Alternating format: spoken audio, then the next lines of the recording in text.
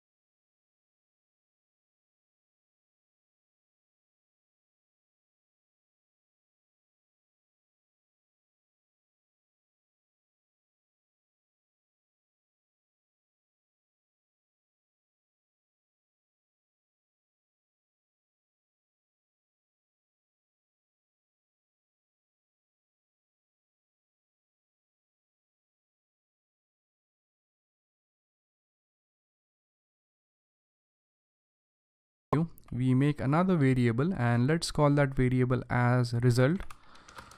So we type result equals and the function call. So what this is going to do is that it is not only going to call this function, but it is also going to save the value which is returned by the add function, which is nothing but c, into the result variable right here. So now once we have this value in our result variable, we simply need to print out the value of the result variable. So we type print result, and that is essentially going to print out the value stored in result. So if you save the code and if you run it, as you could see, we got the result as 300.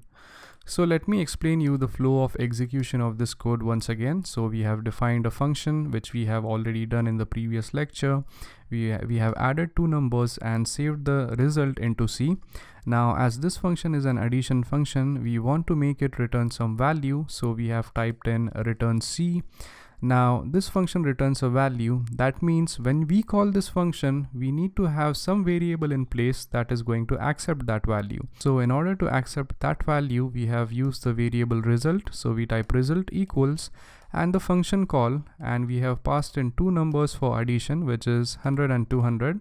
So these two numbers are going to be passed here. The result, which is C, is going to be returned here, and that result is going to be stored in the result variable.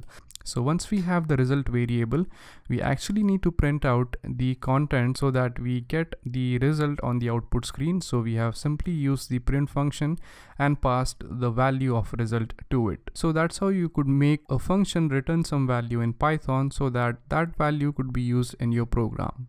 So thank you very much for watching this lecture, and I'll see you guys in the next lecture. Thank you.